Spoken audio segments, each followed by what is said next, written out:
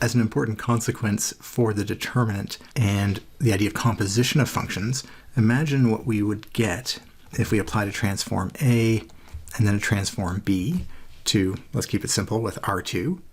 And we imagine specifically the area that we would get back. So if we have some region with an area, let's call it R, we know already that the new region that we get, the mapping of it through this linear transformation, this area will be R times the determinant of A, the matrix that represents L sub A.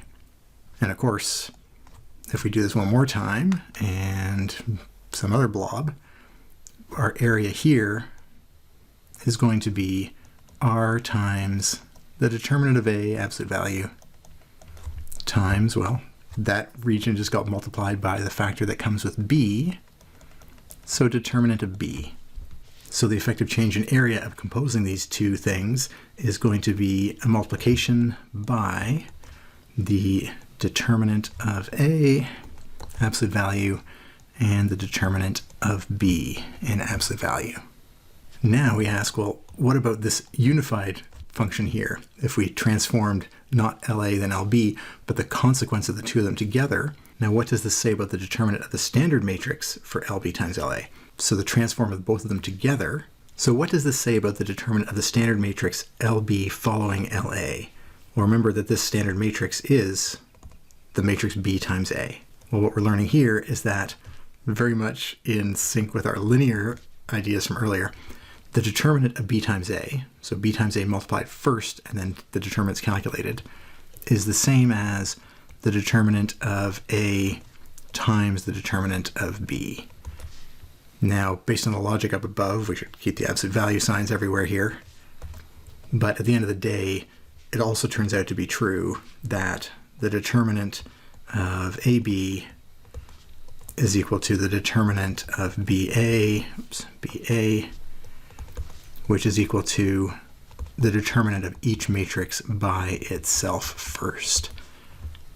And the removal of the absolute values is just recognizing that if you mirror vectors or don't mirror vectors for each individual matrix, it all works out in the same way when you compose the two matrices together. So this is something that comes in handy more often than you might expect, especially when we're thinking about sequences of transforms and the effect of a sequence of transforms. All right, let's now return to one of the motivating ideas behind wanting a determinant value, and that's the idea of a test for invertibility. In other words, is there something about the determinant that can tell us whether a matrix or a transform is invertible, yes or no? Well, let's take an example here, sticking with 2 by 2, where we can already see there's a problem, right?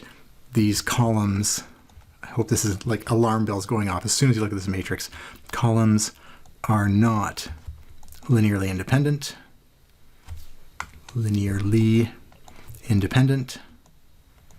and as soon as we know that's the case, we know C is not invertible. So that's going on in the back of our minds already. All right, well, how does that play out in terms of a transform of a region like we did here? Well, it's the same triangle we saw earlier. There's the 1, 2 vector as one boundary and the 2, 2 vector as the other boundary. Let's calculate the transform of each one of those vectors. 1 minus 2, 1 minus 2 times 1, 2. That gives us 1 and 2 is 3. Minus 2 minus 4 is negative 6. And C of the other vector, 2, 2, is the same thing. 1, 1, negative 2, negative 2. And this time it's 2, 2. And with that, we get 2 and 2 is 4. And minus 4 is negative 8. And with that, drawing them on the screen down here, we have 3, negative 6. So that's 1 point. Ta-da. There we go. And we have 4, negative 8, which is, oh wait, it's collinear to that other point. Ta-da. So 3, negative 6. And 4, negative 8 are on the same line. So what happened to our area here? Here we had an area that was exactly 1 square unit. Whereas now our mapped image has an area that is exactly equal to 0 because lines do not have area. All right. So we know that somehow the determinant is going to be different here. In fact, we can tell what the determinant is going to be. Let's just explore that a little more systematically. So what's the dimension of the image of C?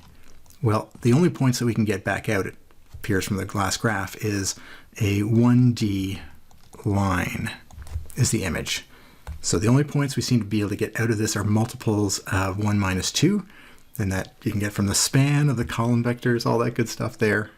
It's worth saying it here, just a reminder, the span of the vector 1 minus 2 and 1 minus 2, but those are the same vector, so that's just the span of 1 minus 2. And so because there's only one vector in a linearly independent set that builds this thing, is one-dimensional, all that good stuff. As a consequence, what is the dimension of the kernel of C? Well, we know that is not going to be 0. So we started in 2D, and the dimension of the kernel plus the dimension of the image has to equal 2 then. This is our rank nullity theorem. If we started with 2 dimensions, we're going to have those broken down into either the kernel or the image, but we just said the dimension of the image was 1, and so that means the dimension of the kernel is going to equal 1 dimension as well. We saw from the area calculations that the determinant of C, what happened to our area? We multiplied by 0, so it's going to be 0. We can also check from the 2x2 formula, determinant formula, that the determinant of the matrix 1, negative 2, 1, negative 2 is 1 minus 2. So this is our diagonals, and then this diagonals. 1 minus 2 minus 2 times 1 minus 2. Hey, that's also 0. Good check on the two ideas. And is C invertible? No. We know because the dimension of the image is not equal to n, so it's not full rank. We also know that the kernel is not just the 0 vector. The columns are not linearly independent. These are all indicators are not linearly independent. And what we're claiming here is that this determinant criteria, this determinant equals 0, is actually something new that we can use. The determinant of C equals 0. It's going to be equivalent to those other statements.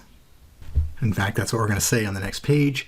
In general, if we have an n by n matrix, it's going to be invertible if and only if the columns are linearly independent, which is exactly the same thing as the rank is n. And if we're talking about n by n matrices, as soon as the rank is n, then the kernel has to have n minus n, or dimension 0. And the other flip side of that now is that the determinant is not 0. So these we've seen before. And this is new. So that gives us another reason to compute the determinant.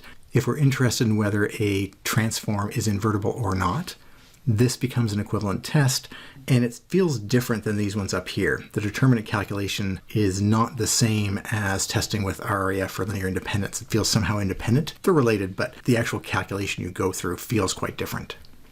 Of course, that begs the question then, what do we do to compute the determinant if our matrix is anything but a 2x2? Because we have literally only seen how to do that calculation for 2x2.